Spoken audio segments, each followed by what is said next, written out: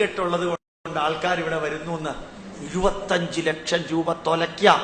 കരിയും കരിമരുന്നും വേണ്ട. ഗോപാലകൃഷ്ണൻ അല്ല പറഞ്ഞത്, ഗുരുദേവനാ പറഞ്ഞത്. കരിയും കരിമരുന്നും നമുക്ക് ഉപേക്ഷിക്കാം. അതല്ലേ നമുക്ക് വേണ്ടത്? ആ നല്ല ഉപദേശം. ഈ ആത്മീയതയ്ക്ക് എന്താ പറഞ്ഞത്? വെളുത്ത മുണ്ട് മഞ്ഞൾ പൊടിയിൽ മുക്കി അത് ഉപയോഗിക്കാനാ പറഞ്ഞത്, പട്ടുവസ്ത്രം ഉപയോഗിക്കാനല്ല പറഞ്ഞത് ഗുരുദേവൻ. വളരെ ഭംഗിയായിട്ട് ശാന്തമായി ശിവഗിരി തീർത്ഥാടനം നടത്താൻ പറഞ്ഞു. ആഡംബരങ്ങൾ വേണ്ട. അതാണോ നമ്മളുടെ ഇതിൽ നടക്കുന്നത്? നടക്കേണ്ടത് നല്ല രീതിയിൽ നടക്കണ്ടേ? 8, 10, 15 ആനകള്. ഞാൻ പറയാറുണ്ട്, ഓരോ അമ്പലത്തിലും ഇത്രയും ആനകളെ കൊണ്ടുവന്ന് പൂച്ചുവിലങ്ങിട്ട് ഈ നട്ടപ്ര വെയിലത്ത് കറുത്ത തൊലിയുള്ള ആനയെ നിർത്തി അതനുഭവിക്കുന്ന വേദന അറിയണമെങ്കിൽ അടുത്ത ജന്മത്തിൽ ആ അമ്പലത്തിലെ പ്രസിഡന്റും സെക്രട്ടറിയും ആനയായി ജനിക്കണം. എന്നാലേ അറിയുള്ളൂ അത് അനുഭവിക്കുന്ന വേദന. അത് അടുത്ത ജന്മത്തിലല്ലേ എന്ന് പറഞ്ഞാൽ ഈ ജന്മത്തിൽ തന്നെ അനുഭവിക്കണമെങ്കിൽ മേത്ത് കുറച്ച് കരിയോയിൽ തേച്ച് വെയിലെത്തി എന്ന് കിടക്കാം. അപ്പൊ മനസ്സിലാവും അത് അനുഭവിക്കുന്ന വേദന എന്തിനാ. ആര് പറഞ്ഞു ഇത്ര ആന വേണമെന്ന്? ഏത് തന്ത്രസമുച്ചയത്തിൽ പറഞ്ഞു വെടിക്കെട്ട് വേണമെന്ന്? ഏത് തന്ത്രസമുച്ചയത്തിൽ പറഞ്ഞു ബാലയും എല്ലാം വേണമെന്ന്? ഏത് ശ്രീനാരായണ ഗുരുദേവൻ പറഞ്ഞു വർക്കല തീർത്ഥാടനത്തില് ഇത്രയും അധികം പൊരിയും ചമ്മന്തിയും ബജ്ജിയും ഉണ്ടാക്കുന്ന സിസ്റ്റം വേണമെന്ന്? മാറ്റണ്ടേ? മാറ്റം തുടങ്ങേണ്ടേ എവിടെയെങ്കിലും? ആര് തുടങ്ങും? ചിന്തിക്കാനെങ്കിലും തുടങ്ങാം. സാവധാനത്തിൽ മാറും. അങ്ങനെ കിട്ടുന്ന കാശിനേക്കാൾ എത്രയോ അധികം സമ്പത്ത് പിരിച്ചു കൊടുക്കാൻ SNDP-ക്കാർക്കും ഈഴവ സമുദായത്തിനും വർക്കല ശിവഗിരി തീർത്ഥാടനത്തിന് പോകുന്ന ഭാരതീയർക്കും സാധിക്കില്ലേ? ആ ഓപ്ഷൻ ചെയ്യുമ്പോൾ കിട്ടുന്ന പൈസയെക്കാളും കൂടുതൽ പൈസ കൊടുക്കാൻ സാധിക്കും. ഏറ്റവും കൂടുതൽ എഞ്ചിനീയറിംഗ് കോളേജിൽ നിന്നുള്ള സമൂഹം അവരാണ്. ഏറ്റവും കൂടുതൽ സ്കൂളും കോളേജും ഉള്ളത് പണ്ട് ക്രിസ്ത്യാനികൾക്കായിരുന്നു, ഇന്നിവർക്കുണ്ട്. ആ വർക്കല ശിവഗിരി തീർത്ഥാടനത്തിന് ആവശ്യമായിട്ടുള്ള സകല ചെലവും വഹിക്കാൻ സമുദായത്തിനും മറ്റുള്ളവർക്കും സാധിക്കുമെങ്കിൽ എന്തിനിത് ഓപ്ഷന് കൊടുക്കണം? ആത്മീയത നിറച്ചുണ്ടാവണം. അതിനു വേണ്ടി പലതും മാറ്റിവെക്കണം. ചിലപ്പോൾ ചിലർ എന്നോട് പറയാറുണ്ട്, സാറേ ഈ അമ്പലത്തിലെ ഉത്സവത്തിന് ഇങ്ങനെ വലിയ ആർച്ചും കുറെ അധികം ആനയും വെടിക്കെട്ടും ഇല്ലെങ്കിൽ ആരും വരില്ല. അപ്പൊ ആരെങ്കിലും വരുത്താനാണോ ഇതൊക്കെ ചെയ്യുന്നത്?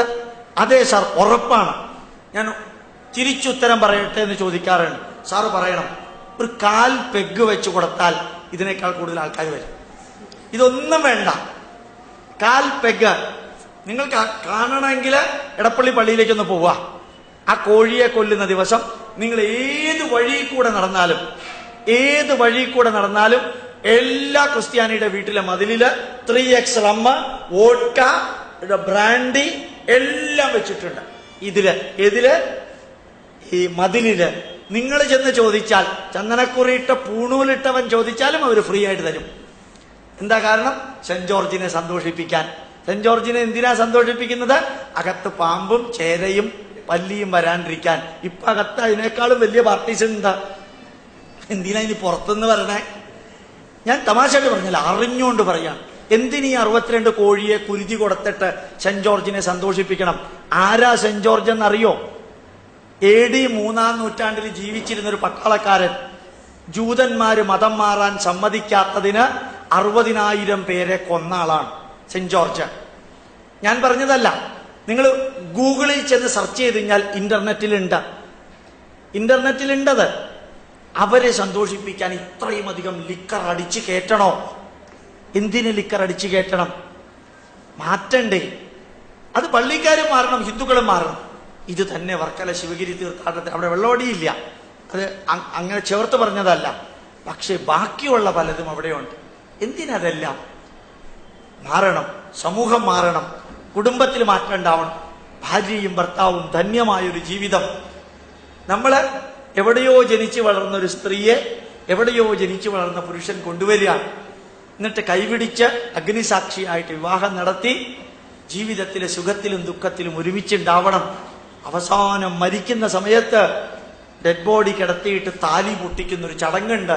ഭർത്താവാണ് ആദ്യം മരിച്ചതെങ്കിൽ എല്ലാവരുടെയും മുമ്പിൽ വെച്ചിട്ട് ആ താലി പൊട്ടിക്കുക. എന്തിനീ ചടങ്ങുണ്ടാക്കി? ഇന്നലെ വരെ ആ സ്ത്രീയുടെ ഭർത്താവ് കൂട്ടത്തിലുണ്ടായിരുന്നു. ഇന്ന് ഭർത്താവ് മരിച്ചു, അയാൾ കെട്ടിയ താലി പൊട്ടിച്ച് അതിൽ നിന്ന് ആലിലയുടെ ആകൃതിയിലുള്ള ഒരെണ്ണെടുത്ത് കുടത്തിൽ അഗ്നിയിലിട്ടിരുന്നു പണ്ട്. ഇപ്പൊ സാധിക്കില്ല. 20,000 രൂപയാ. അതിന് ഒരു കഷ്ണം എടുത്ത് അഗ്നിയിലേക്ക് ഇടുക. എന്തിനറിയോ? നിന്നെ സാക്ഷി നിർത്തിയാ ഞങ്ങളെ ജീവിതം ആരംഭിച്ചത്. ഇന്ന് എന്റെ ഭർത്താവ് പോയി. ഇത്രയും കാലം ഞങ്ങൾ സന്തോഷത്തോടു കൂടി ജീവിച്ചു നിന്റെ അനുഗ്രഹം കൊണ്ട്. അതിന് നന്ദിയായി അന്ത്യദക്ഷിണ എന്ന് പറഞ്ഞാൽ തീയിലിടുന്നത്. അതേ മന്ത്രമാണ് അതിനുള്ളത്. ഞാൻ ഉണ്ടാക്കിയ മന്ത്രമല്ല. അന്ത്യദക്ഷിണ. ഈ കുടുംബജീവിതം നന്നാക്കാൻ ഡോക്ടറുടെ സഹായം വേണോ? കൗൺസിലിംഗ് വേണോ? അല്ല, നമുക്ക് ശരിയാക്കിക്കൂടെ? നമ്മുടെ മക്കൾക്ക് വേണ്ടി അരമണിക്കൂറും 1 മണിക്കൂറും ഓരോ ദിവസം ചെലവാക്കിക്കൂടെ? അവർക്ക് ശരീരം നൽകിയത് നമ്മള്. ആ മക്കൾ പറഞ്ഞിട്ടല്ല നമ്മൾ മക്കൾക്ക് ജന്മം നൽകിയത്. അവർക്ക് നല്ല മനസ്സുണ്ടാക്കേണ്ടത് നമ്മുടെ ഉത്തരവാദിത്വം അല്ലേ? ഇതല്ലേ കുടുംബം എന്നുള്ള കാര്യത്തെക്കുറിച്ച് ഗുരുദേവൻ പറഞ്ഞു. ശരീരശുദ്ധി, മനഃശുദ്ധി, വാക്ശുദ്ധി, കർമ്മശുദ്ധി, കുടുംബശുദ്ധി. അല്ലെങ്കിൽ ആഹാരശുദ്ധി, കുടുംബശുദ്ധി. 5ാമത്തേത് കുടുംബശുദ്ധി. വേറൊരു സ്ഥലത്ത് കർമ്മശുദ്ധി പറഞ്ഞു. വേറൊരു സ്ഥലത്ത് കുടുംബശുദ്ധി പറഞ്ഞു. ആ കുടുംബത്തിൽ ശുദ്ധി ഉണ്ടെങ്കിൽ കേരളത്തിനകത്ത് ഇത്രയും പ്രശ്നം ഉണ്ടാവോ? വെറുതെ ചിന്തിച്ചു നോക്കാം. ഇതൊക്കെ ജീവിതത്തിൽ പകർത്തേണ്ടതാണ്. ഗുരുദേവന്റെ ഏത് കൃതി പഠിക്കുന്നതും സ്വർഗത്തിലേക്ക് പോവാനല്ല, ഭൂമിയിലെ ജീവിതം സ്വർഗസമാനമാക്കാനാണ്. ആ വരി ഞാൻ ആവർത്തിക്കുന്നു. ഗുരുദേവന്റെ ഏത് കൃതി പഠിക്കുന്നതും സ്വർഗത്തിലേക്ക് പോകാനല്ല, ഭൂമിയിലെ ജീവിതം സ്വർഗസമാനമാക്കാനാണ്. അതിന് സാധിച്ചില്ലെങ്കിൽ ഇത് പഠിക്കാൻ ഇറങ്ങുന്നത് കൊണ്ട് എന്തു പ്രയോജനമെന്ന് സ്വയം ചിന്തിക്കാം. എന്നാലും പഠിത്തം നിർത്തരുത്. ഏതെങ്കിലും ഒരു സമയത്ത് കോഴിക്കോട് മെഡിക്കൽ കോളേജിൽ ഒരു പ്രൊഫസർ ഉണ്ടായിരുന്നു, യുക്തിവാദിയ. അയാൾ മെഡിറ്റേഷൻ പഠിച്ചു. എന്നിട്ട് പറഞ്ഞു, ഈ മെഡിറ്റേഷൻ കൊണ്ട് ഒരു പ്രയോജനമില്ല. മെഡിറ്റേഷൻ പഠിച്ചിട്ട് മെഡിക്കൽ കോളേജിലെ പ്രൊഫസർ പറഞ്ഞു, മെഡിറ്റേഷൻ കൊണ്ട് ഒരു പ്രയോജനമില്ല. 2 വർഷം കഴിഞ്ഞു, ആക്സിഡന്റിൽ മകൾ മരിച്ചു.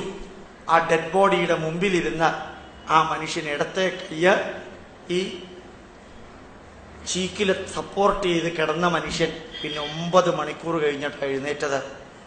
മകളുടെ ഡെഡ് ബോഡി മുമ്പിലുള്ള ആ അച്ഛൻ ഇടത്തോട്ട് കയ്യും വെച്ച് ഇരുന്ന്. അത് കഴിഞ്ഞ് എഴുന്നേറ്റപ്പോ പറഞ്ഞു, 9 മണിക്കൂർ ഞാൻ പണ്ട് പഠിച്ച മെഡിറ്റേഷന്റെ ആ അവസ്ഥയിലെത്തി. എനിക്കറിയാം, എൻ്റെ മകള് മരിച്ചു, കുറച്ച് കഴിഞ്ഞ് ഭാര്യ മരിക്കും, ചിലപ്പോൾ ഞാൻ ആദ്യം മരിക്കും. എല്ലാവർക്കും മരണമുണ്ട്.